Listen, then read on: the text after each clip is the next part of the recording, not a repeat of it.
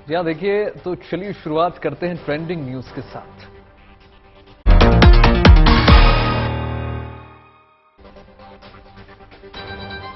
श्रीनगर को मिली मल्टीप्लेक्स की सौगात, 30 साल बाद सिनेमा हॉल्स हुए फिल्मी डायलॉग से गुलजार। इस साल रिकॉर्ड संख्या में श्रद्धालुओं ने किया बाबा केदार के दर्शन। अब तक 12 लाख भक्तों को मिला दर्शन का सौभाग्य।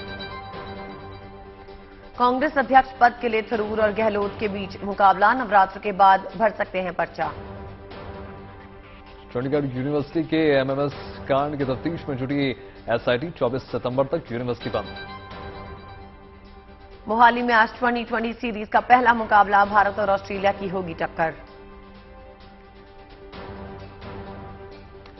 लहरों के योद्धाओं ने जब समंदर में अपनी ताकत दिखाई तो हिंदुस्तान की इस ताकत की गवाह पूरी दुनिया बन गई। बंगाल की खाड़ी में जापान के साथ भारतीय नौसेना का युद्धाभ्यास जिमेक्स 2022 संपन्न हो चुका है और इस युद्धाभ्यास में दोनों देशों के कई युद्धपोत, फाइटर जेट्स और पनडुब्बियों ने हिस्सा लिया। जिमेक्स 2022 दोनों देशों की नौसेना के बीच बेहतरीन तालमेल की बुनियाद बनी। देखिए,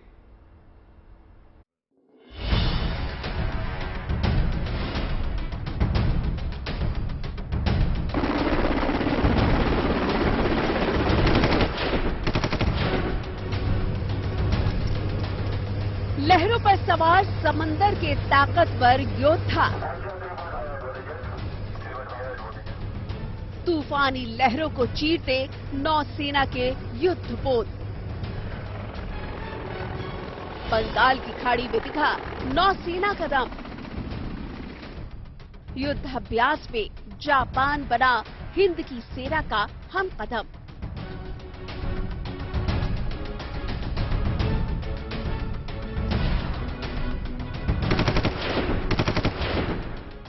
जापान और हिंदुस्तान की सेना जब मिलकर समंदर में युद्धाभ्यास के लिए उतरी तो उभरती लहरें इस ताकत का गवाह बन गई। बंगाल की खाड़ी में ताकत की ये नुमाइश भारत और जापान के संयुक्त युद्धाभ्यास का हिस्सा था। 11 सितंबर से चल रहा युद्धाभ्यास जिमेक्स 2022 अब खत्म हो चुका है। इस युद्धाभ्यास में दोनों देशों की नौसेना ने एक दूसरे के साथ मिलकर दुश्मन का सामना करने का हुनर सीखा। इस युद्धाभ्यास में युद्ध जैसे मुश्किल हालात से निपटने के लिए दोनों नौसेना ने अपनी तैयारियों को परखा। इस युद्धाभ्यास में नौसेना के 3 स्वदेशी युद्धपोत ने हिस्सा लिया।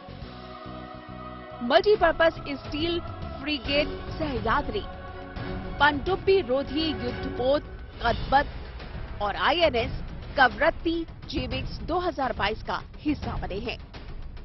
इनके साथ ही guided missile destroyer Ranvijay, fleet tanker Jyoti, offshore patrol vessel Sukanya, पनडुब्बियां MiG-29 के fighter jet, long range patrol aircraft और नौसेना के हेलीकॉप्टरों ने यहां अपना दम दिखाया।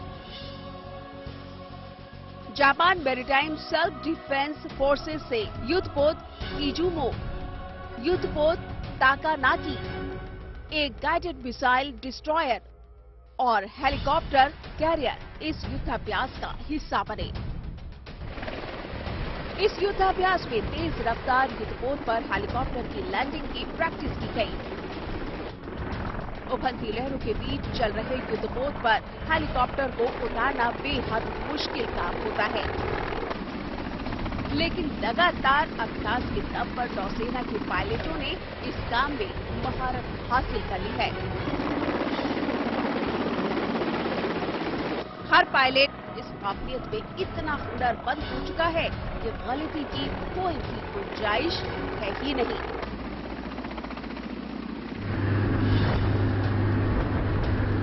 नौसेना के जवान समंदर की लहरों के बीच हाई स्पीड बोट से युद्धपोत तक पहुंचने का अभ्यास भी कर चुके हैं। अगर किसी दूसरे देश का जहाज अपनी सरहद में दाखिल हो रहा हो तो ये हाई स्पीड बोट उस जहाज को चेतावनी देने के लिए इस्तेमाल की जाती है।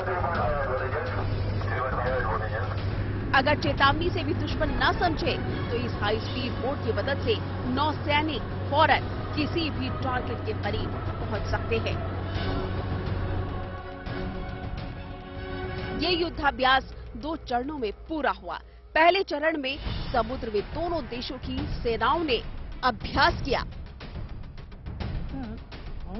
दूसरे चरण में बंदरगाह पर दोनों सेनाओं के अधिकारियों ने युद्ध जैसे हालात में मिलकर रणनीतियां बनाने की प्रैक्टिस भी की।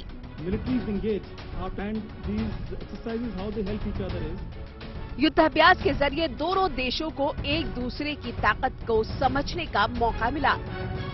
युद्ध जैसे हालात में एकजुट होकर दुश्मनों का मुकाबला करने की काबिलियत भी परखी गई। ऐसे युद्धाभ्यास से दोनों देशों की सेनाएं आने वाली चुनौतियों के लिए खुद को हर वक्त तैयार रखती हैं। जापान के साथ जेमिक्स युद्धाभ्यास की शुरुआत साल 2012 में हुई थी। साउथ चाइना सी में चीन की हरकतों पर लगाम लगाए रखने के लिए इस युद्धाभ्यास को बेहद अहम माना जाता है।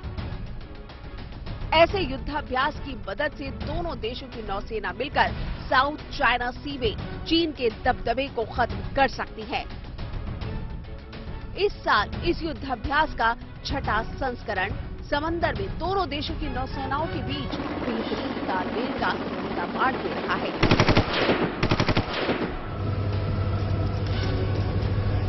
Bureau report, good news today. 3.5 साल पहले जिस MiG-21 स्क्वाड्रॉन का हिस्सा रहते विंग कमांडर अभिनंदन ने पाकिस्तान में घुसकर बहादुरी का जो इतिहास रचा था, उस स्क्वाड्रन की सेवाएं समाप्त होने जा रही हैं। हादसे के शिकार होते MiG-21 विमानों को लेकर सुरक्षा पे सवाल खड़े हो रहे हैं, जिसके चलते ये फैसला लिया गया।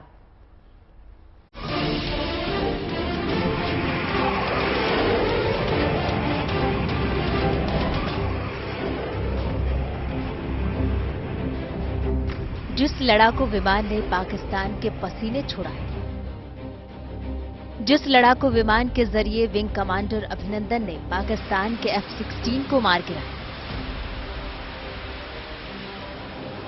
जिस लड़ाकू विमान से थर-थर कांपते रहे दुश्मन, उस MiG-21 फाइटर्स के 4 स्क्वाड्रन में से एक 30 सितंबर को भारतीय वायुसेना करने जा रही है रिटायर। MiG-21 विमानों के दुर्घटनाग्रस्त होने और पायलट के जान गंवाने के बाद इन विमानों की सुरक्षा को लेकर सवाल खड़े हुए। तो अब 4 स्क्वाड्रन में से श्रीनगर में तैनात 51 नंबर के स्क्वाड्रन की सेवाएं समाप्त होने जा रही हैं। बाकी 3 स्क्वाड्रन को 2025 तक हटाया जाएगा। बता दें कि 51 नंबर की स्क्वाड्रन को स्वॉर्ड आर्म्स के रूप में भी जाना जाता है। 27 फरवरी 2019 को विंग कमांडर अभिनंदन ने जब पाकिस्तान के F-16 लड़ाकू विमान को मार गिराया था, उस समय वो इसी 51 नंबर के स्क्वाड्रन में थे। इस जाबाजी के लिए उन्हें वीर चक्र से सम्मानित किया गया था। MiG-21 की एक स्क्वाड्रन की सेवाएं भले ही समाप्त होने जा रही है, लेकिन अपने समय में सबसे तेज गति से उड़ान भरने वाले पहले सुपरसोनिक लड़ाकू विमानों में से एक था। एविएशन के इतिहास में अब तक का सबसे अधिक संख्या में बनाया गया सुपरसोनिक फाइटर जेट है। पाकिस्तान के साथ 1971 और 1999 के कारगिल युद्ध में भारत की तरफ से MiG-21 ने बड़ी भूमिका निभाई थी। वियतनाम युद्ध के दौरान इन विमानों ने अमेरिकी एयरफोर्स की नींद उड़ा दी थी। MiG-21 लड़ाकू विमान शॉर्ट रेंज और मीडियम रेंज एयरक्राफ्ट मिसाइल से हमला करने में सक्षम है। इसकी स्पीड 2229 किलोमीटर प्रति घंटा है, जो एक समय सबसे तेज उड़ान भरता था। भारतीय वायुसेना को 1963 में अपना पहला MiG-21 लड़ाकू विमान मिला था। इसके अलग अलग किस्म के 874 विमान वायुसेना में शामिल किए गए, लेकिन 400 से भी ज्यादा MiG-21 हादसे का शिकार हो चुके हैं, जिसमें 200 से ज्यादा पायलट जान गंवा चुके हैं। सुरक्षा के लिहाज से अब MiG-21 लड़ाकू विमानों को रिटायर किया जा रहा है और इनकी जगह तेजस लाइट कॉम्बैट एयरक्राफ्ट शामिल किए जा रहे हैं।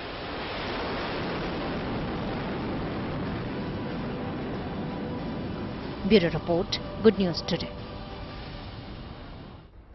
अब एक और शानदार खबर आपको दे दें। जम्मू कश्मीर की वादियों में करीब 30 साल बाद एक बार फिर से सिनेमाघर अब गुलजार होने वाले। श्रीनगर में आज से कश्मीर का पहला आइनॉक्स मल्टीप्लेक्स लोगों के लिए खोल दिया गया है, जहां 520 सीट्स की कैपेसिटी है और 3 मल्टीप्लेक्स है और फूड कोर्ट की भी तमाम व्यवस्थाएं। देखिए।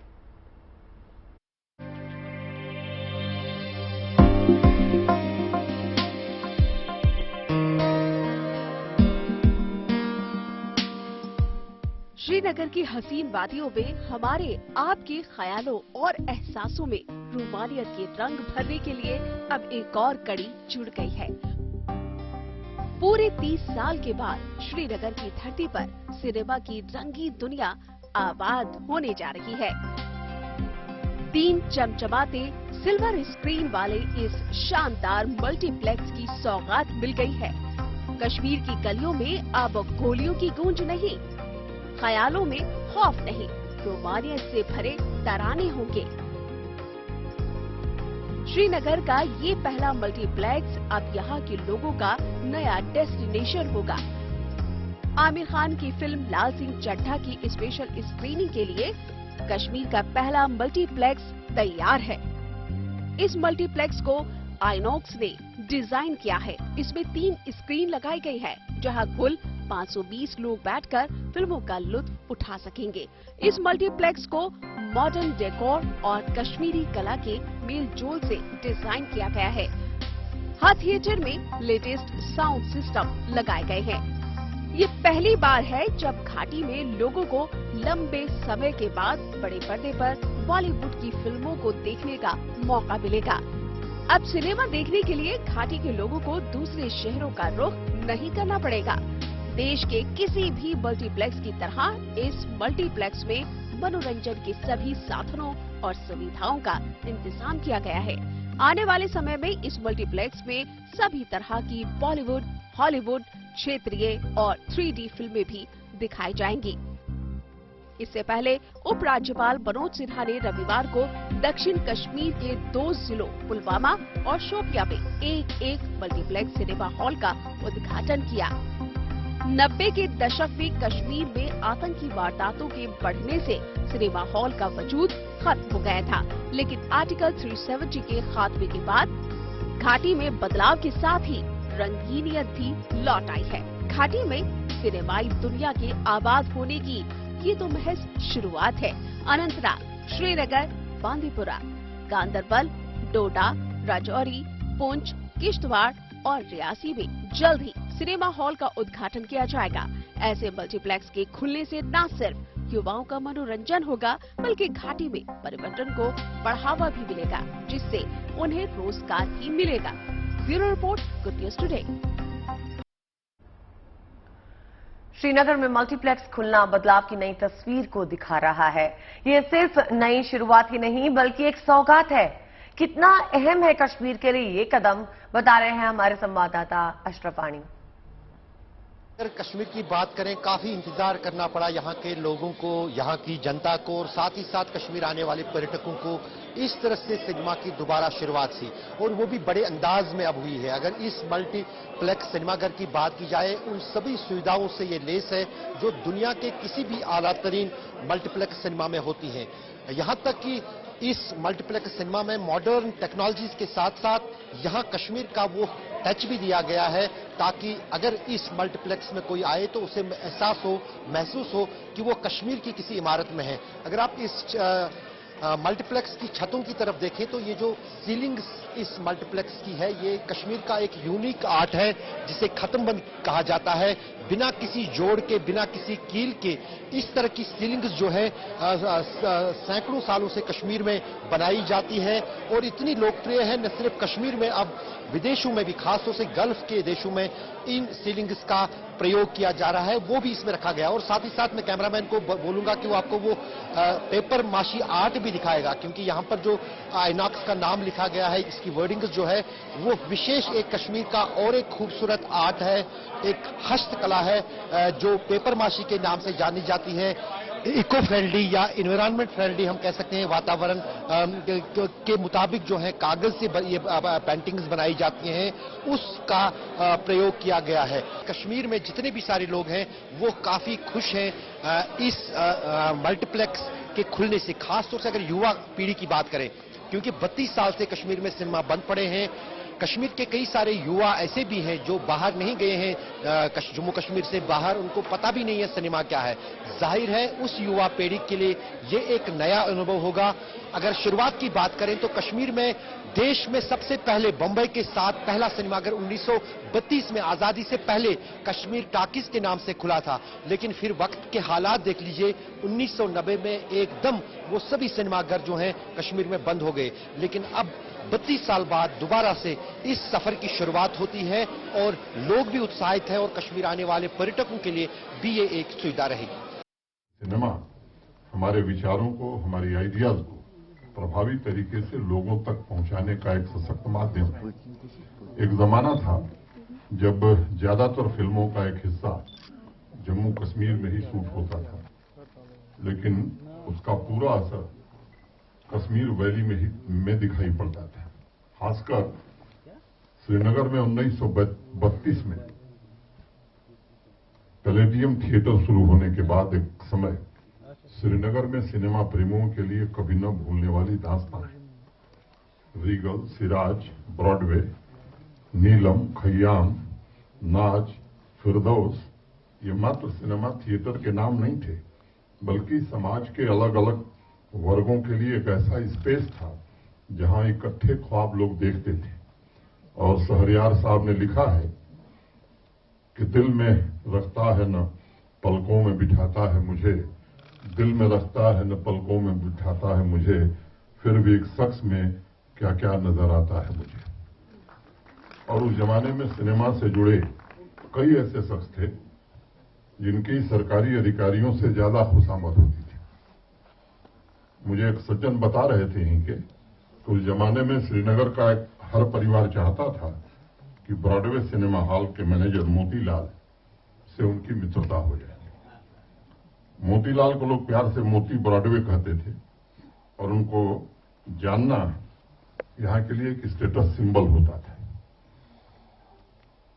4-5 दिन पहले एक सज्जन मुझे मिले और कोई सिनेमा का टिकट ब्लैक करते थे, उनका नाम मैं नहीं लूंगा, और 1 हफ्ते की कमाई में उन्होंने ऑटो रिक्शा खरीद लिया। ये स्थिति थी श्रीनगर की। उस सिनेमा संस्कृति की धुरी, सिनेमा के क्रेज के लिए मशहूर श्रीनगर में आज लंबे समय बाद एक नए अध्याय की शुरुआत हुई है। और मैं विश्वासपूर्वक ये बात कहना चाहता हूं, यही बदलते हुए जम्मू कश्मीर की तस्वीर है जो 70 mm पर देश और दुनिया आने वाले समय में देख सकेगी। मित्रों, समाज में तरक्की के लिए निरंतरता होनी चाहिए और उसकी जो बेसिक आवश्यकताएं हैं उसकी पूर्ति भी होनी चाहिए। समाज में जिस दिन निरंतरता समाप्त हो जाती है उस दिन समाज में नए होने की क्षमता भी समाप्त हो जाती है।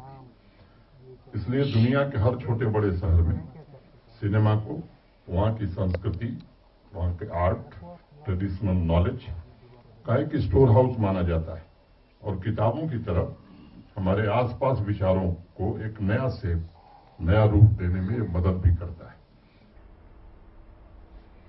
सिनेमा का विस्तार, सिनेमा के सांस्कृतिक महत्व और सामाजिक सौहार्द के लिहाज से उपराज्यपाल मनोज सिन्हा ने आपको बड़े आसानी से समझाया कि कितना महत्वपूर्ण हो जाता है घाटी में इस प्रकार का मल्टीप्लेक्स का खुल जाना। बात कुछ और खबरों की होगी। बात होगी महादेव की नगरी उज्जैन से, जहां 750 करोड़ की लागत से बन रहा महाकाल कॉरिडोर करीब करीब बनकर तैयार है। अगले महीने प्रधानमंत्री नरेंद्र मोदी इसका लोकार्पण करने जा रहे हैं। कैसा दिख रहा है कायाकल्प के बाद महाकाल का ये तीर्थ, चलिए आपको दर्शन कराते हैं।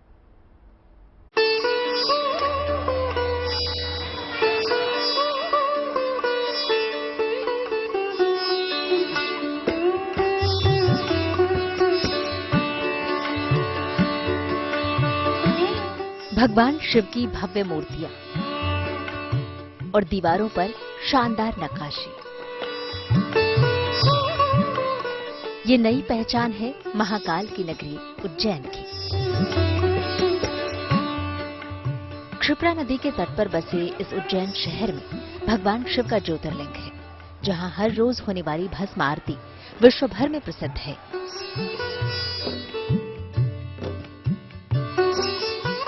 लेकिन अब बाबा महाकाल की ये नगरी भव्य और शानदार महाकाल कॉरिडोर के लिए भी दुनिया भर में जानी जाएगी।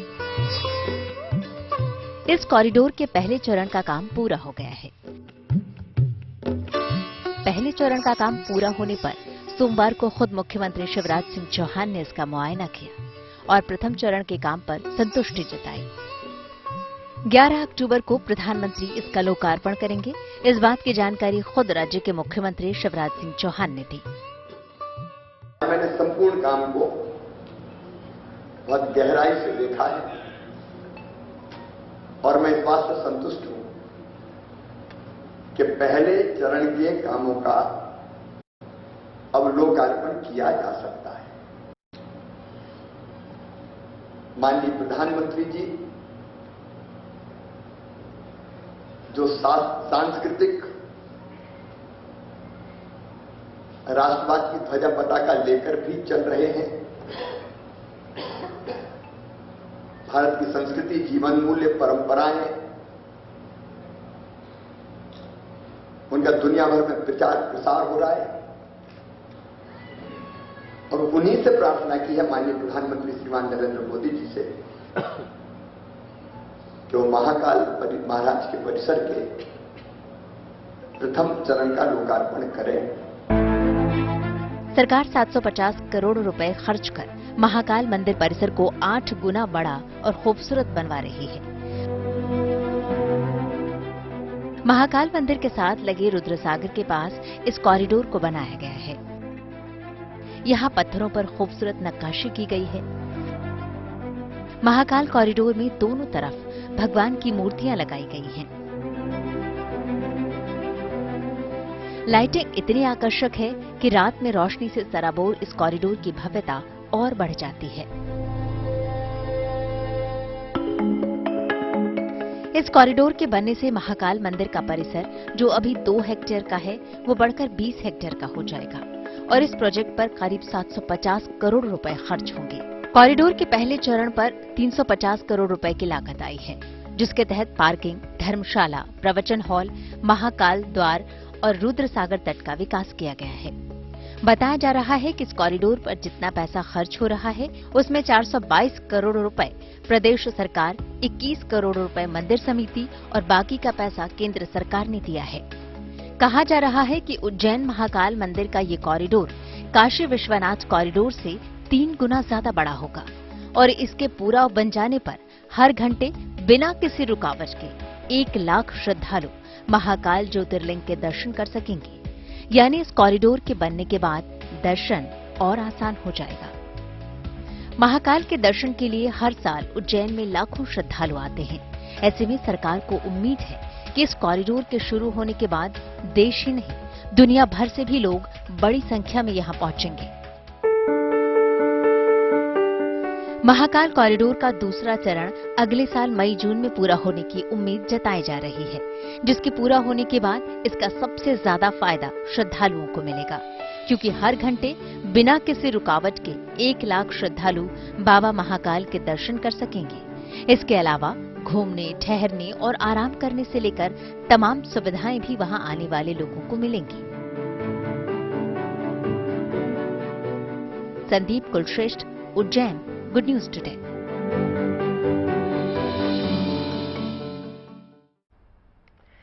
अब आपको कान्हा के भक्तों को मिली शुभ सौगात के बारे में बताते हैं।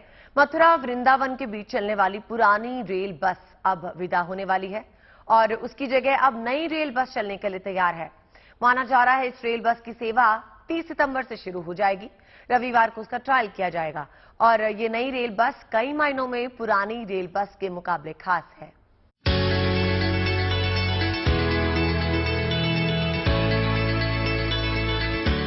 नए रूप रंग और नई सुविधाओं से लैस ये नई रेल बस अब आपका हमसफर बनने को तैयार है। मथुरा और वृंदावन के बीच की दूरी को कम करने वाली अब तक चल रही पुरानी रेल बस इस महीने के आखिर में रिटायर हो जाएगी और उसकी जगह अब ये नई रेल बस आपकी हमसफर बनेगी। रेलवे के इज्जत नगर मंडल में बनाई गई इस रेल बस का रविवार को मथुरा वृंदावन के बीच ट्रायल किया गया। अब कुछ दिन और ट्रायल के बाद इसे जल्दी ही यात्रियों के लिए चलाया जाएगा। रेल बस के अंदर पूरी डिजिटलाइजेशन का कार्य है, पूरी डिजिटल है ये चलने में। उसके अलावा कई ऐसी यात्रियों के हित की ऐसी सुविधाएं हैं, जैसे बैठने के लिए बड़े अच्छे और कंफर्टेबल सीट हैं, यात्रियों को सामान रखने की सुविधा है, यात्रियों के लिए पंखे की व्यवस्था है, चार्जिंग के पॉइंट हैं और उसमें साउंड सिस्टम है। जो एक धार्मिक नगरी है मथुरा वृंदावन, उस दृष्टि से लोग इसमें सफर करें तो एक अच्छे भगवान के भजनों को सुन सकें। पुरानी रेल बस के मुकाबले इसमें कई सुविधाओं का इजाफा किया गया है, वहीं इसके रूप रंग को भी निखारा गया है। इसका इंजन 320 हॉर्स पावर का है। इसमें साउंड इंसुलेशन कैनोपी इंजन लगाया गया है। इसके साथ ही इसमें आने वाले स्टेशन की जानकारी देने के लिए साउंड सिस्टम लगाया गया है, जिस पर भजन भी चलेंगे। सुरक्षा के नजरिए से 2 सीसीटीवी कैमरे भी लगाए गए हैं। इस नई रेल बस में 44 गद्देदार सीट लगाई गई है। मोबाइल चार्जिंग पॉइंट और एलईडी लाइट की भी सुविधा होगी। रेल बस के बाहर मंदिर और गायों की पेंटिंग की गई है। मथुरा और वृंदावन के बीच 5 फेरे लगाएगी नई रेल बस। पहले लगते थे 3 फेरे। मथुरा वृंदावन के बीच इस रेल बस का किराया मात्र 30 रुपए होगा। हालांकि अभी इसका और ट्रायल होना है ताकि इसकी खामियों को दूर करके हर तरह से इसे मुकम्मल बनाया जा सके। उसके बाद इसकी सेवा लोगों के लिए शुरू कर दी जाएगी। माना जा रहा है कि 30 सितंबर को हेमा मालिनी इसका उद्घाटन कर सकती हैं। Madan Gopal Sharma, Mathura, good news today. Mumbai की नई लाइफलाइन कही जा रही मुंबई कोस्टल प्रोजेक्ट का निर्माण अब तेजी से पूरा किया जा रहा है। मुंबई कोस्टल रोड का काम लगभग 62% पूरा हो चुका है। अगले साल के अंत तक ये परियोजना जो है पूरी हो जाएगी। मुख्यमंत्री एकनाथ शिंदे ने परियोजना की समीक्षा करने के बाद जानकारी दी और इस ड्रीम प्रोजेक्ट के पूरे होने में मुंबई वासियों को जाम से बहुत बड़ा निजात मिलने वाला है। देखिए।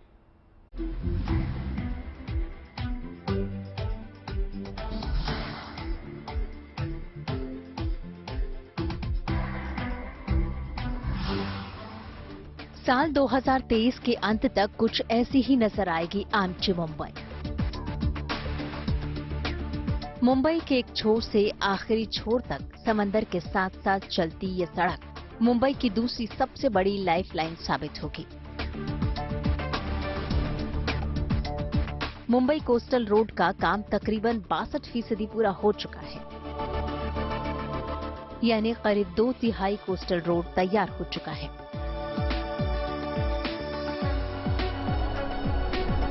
मुख्यमंत्री एकनाथ शिंदे और उप मुख्यमंत्री देवेंद्र फडणवीस ने कार्यस्थल का दौरा कर कोस्टल रोड की समीक्षा की और प्रियदर्शनी पार्क में अंडरग्राउंड टनल, हाजी अली और वर्ली में इंटरचेंज समेत पूरी परियोजना का निरीक्षण किया।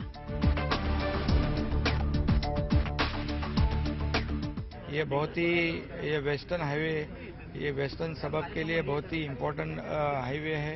ये 6 लेन का रोड है और ये दिसंबर 23 तक कंप्लीट होने जा रहा है। मुंबई के इस ड्रीम प्रोजेक्ट पर अक्टूबर 2018 में काम शुरू हुआ था, लेकिन कोरोना काल में कोस्टल रोड के काम में बाधा आई। लॉकडाउन की वजह से काम प्रभावित हुआ, लेकिन जैसे ही हालात सामान्य हुए, कोस्टल रोड के काम ने रफ्तार पकड़ ली। मुंबई कोस्टल रोड प्रोजेक्ट की कुल लंबाई 10.58 किलोमीटर है। पूरे प्रोजेक्ट को 3 पैकेज में बांटा गया है। इसमें 3 इंटरचेंज और 4 पार्किंग होंगे। दक्षिण मुंबई में प्रियदर्शनी पार्क से छोटा चौपाटी तक 2 समानांतर टनल बन रही है। इनमें से एक तरफ प्रियदर्शनी पार्क से समुद्र के नीचे से और मालाबार हिल पहाड़ी के नीचे से टनल बन रहा है। प्रिंसेस स्ट्रीट फ्लाईओवर से बांद्रा वर्ली सी लिंक के दक्षिणी छोर तक परियोजना में कुल 4+4 लेन सड़क, पुल, एलिवेटेड सड़कें और सुरंगें शामिल हैं।